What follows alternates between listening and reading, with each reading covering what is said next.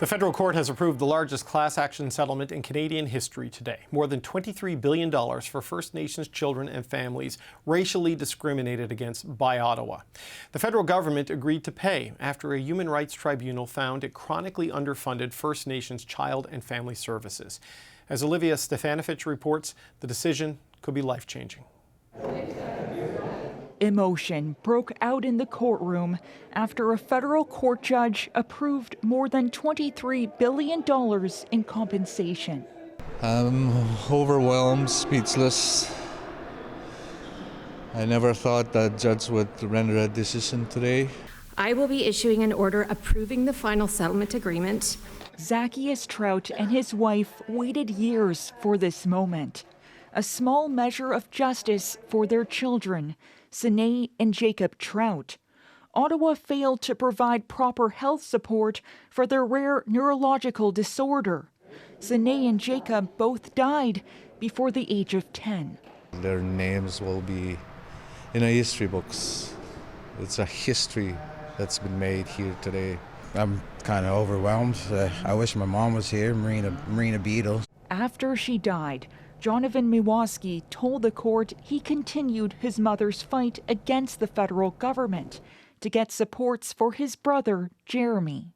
I hope this will keep Jeremy inside his home and keep him loved and keep him with the people that he needs to be with. The court also heard from young people, ripped away from their families and nations in such high numbers. There are more kids in care now than at the height of residential schools. I don't fit in with my adopted family. I also don't fit in with my home community. But heartbreakingly, I know that I'm actually not alone. This is a lesson for the country. The Indigenous Services Minister says she hopes the decision leads to change. But one of the lead lawyers in the case says there are more lawsuits pending against Ottawa. $23.34 billion is being paid to compensate this class because that's the extent of the harm that was caused. Should that cause a government to change its ways, to change its attitudes? I would hope so. More than 300,000 First Nations people are eligible for compensation.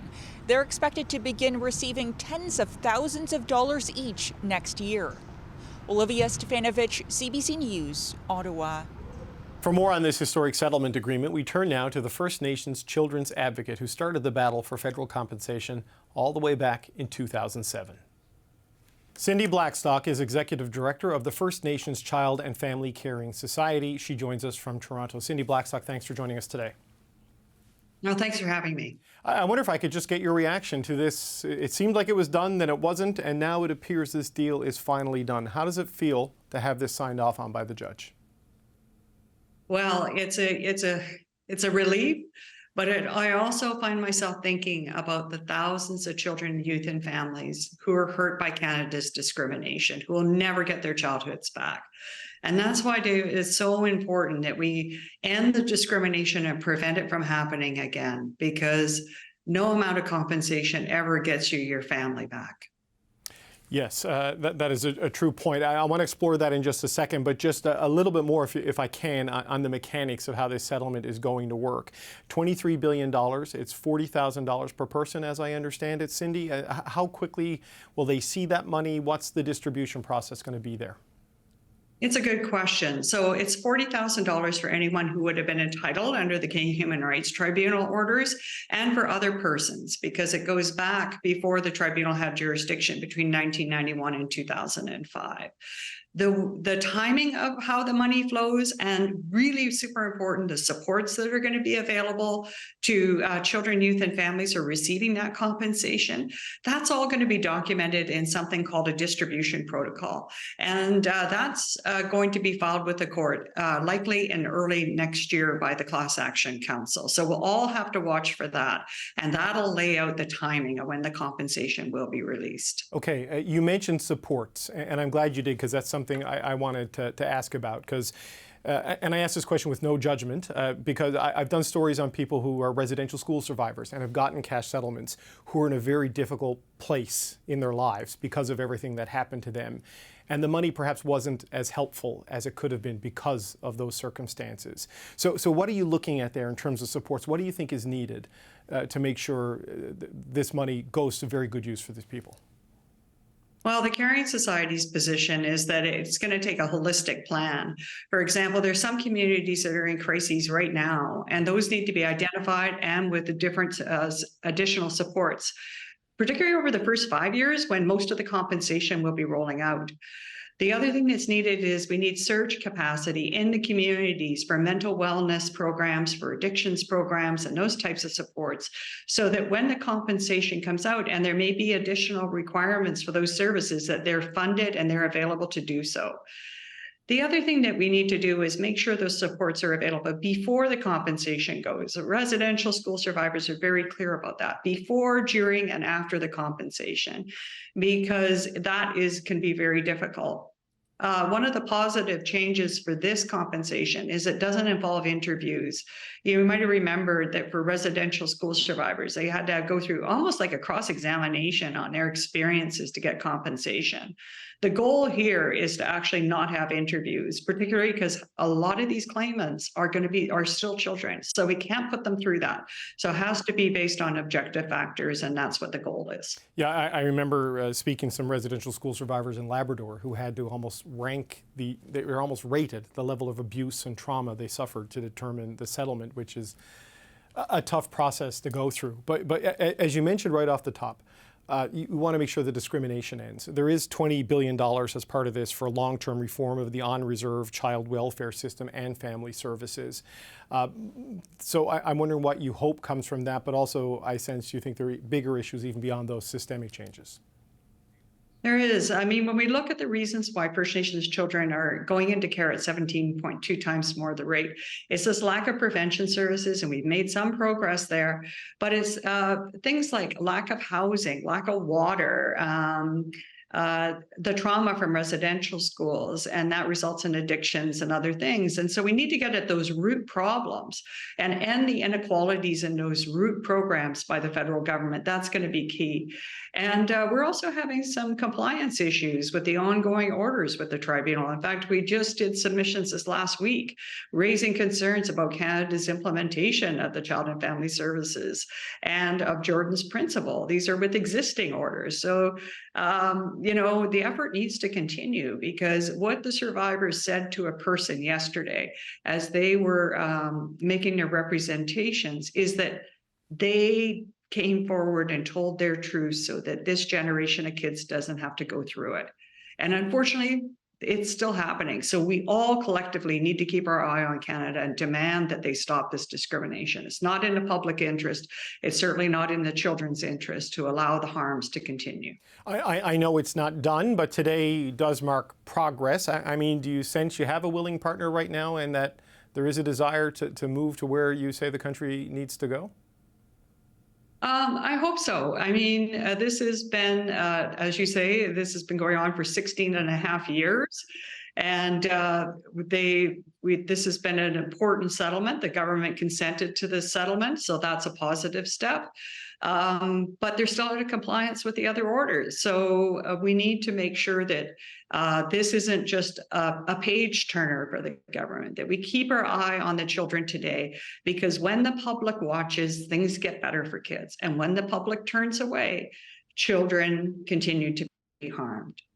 Do you think, based on other issues that exist in the relationship here, do you think there are other potential lawsuits, Cindy, making their way into the system now that the government? I think there could be, and they're all, to me, sad when it comes to compensation, because it means that those kids were heard, right?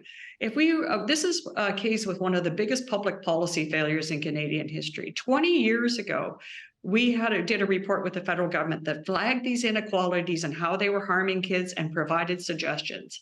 The government chose not to implement those, David.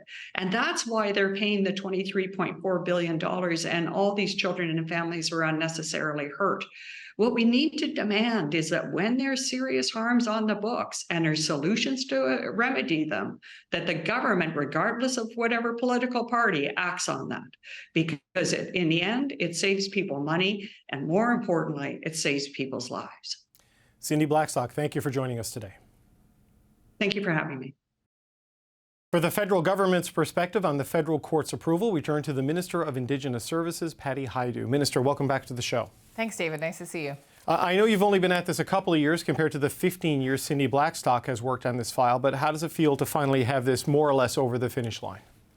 Well, you know, the approval of the federal court was the final piece of work to finalize the agreement in principle that, as you rightly point out, we started 2 years ago with Dr. Blackstock, but also with AFN, Mashum, and Trout. And I'm really pleased for the litigants in particular that the years of their advocacy is coming to a close on the issue of compensation. So Cindy Blackstock was telling us they still need to figure out exactly how this money will be distributed in an agreement that will be filed with the court in the new year. And then they need to talk about safeguards to help some of the people who will be getting this money who may be at a difficult point in their life when it arrives. Does the federal government have any role in that, or does this move beyond you at this point? It does move beyond the federal government at this point. So this compensation will be delivered with the guidance of the implementation committee. That's what Dr. Blackstock is talking about. And it is important that Indigenous people and indeed the implementation committee, through the voices of the many different people affected, will have the role of designing how that compensation unfolds. We've seen previous administrations not reflect the need for example, trauma-informed approaches to these kinds of compensation regimes, and I'm really thrilled that it will be designed and delivered by Indigenous people for Indigenous people.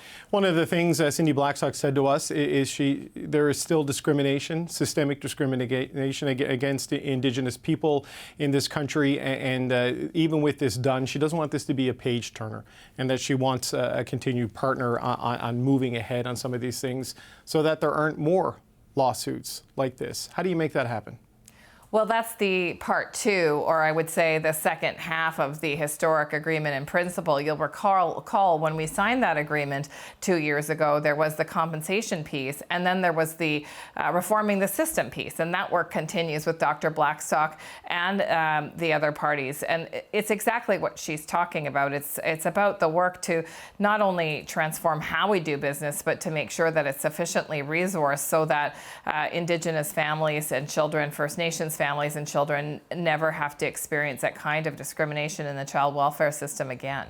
You know, but Cindy Blackstock maintains that the government is still discriminating against First Nations children and families.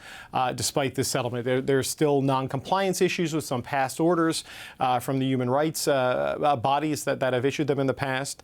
How quickly can you get into compliance with those? You know, because she says that it is not happening. Well, what I would say is we've come a long way in the last 8 years in terms of equity work for First Nations people. And I can tell you that the gap continues to exist in many spaces, but we are working really closely with partners, not just on the federal reform of the system, but on the reform of child welfare across this country. Let's not forget the historic passing of Bill C-92, which provides the tools and the fiscal resources to be able to restore the right to Indigenous peoples to care for their own children and families in culturally appropriate ways. There have been at least 10 of these agreements signed across the country. I've been present at a number of them, and I can tell you that's the transformational work. It's in the self-determination. So how could this goes to the committee, as you were saying? I guess the implementation committee, I believe, was the phrase you used. How quickly do you expect people will start to see the compensation for the discrimination they suffered as a result of this settlement?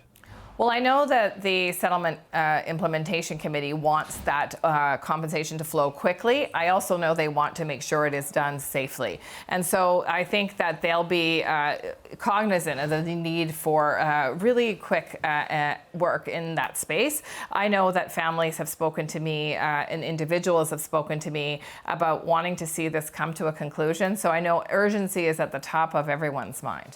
So this settlement, it's been settled before, right? There have been various appeals and court orders. Is there any other possibility of a legal challenge at this stage, Minister, that could stop this? I know it's a federal court approval. Could this go to the Supreme Court, or is this done and it's just the fine print of the implementation that needs to happen now? This is done, and this is the fine print. It's a great way to describe where we're at.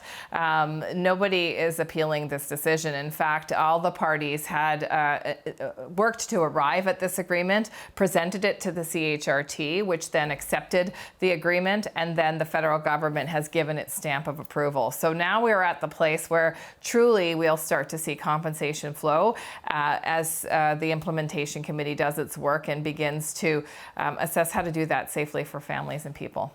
Minister of Indigenous Services, Patty Hajdu, thanks so much for your time today. Thank you very much, David.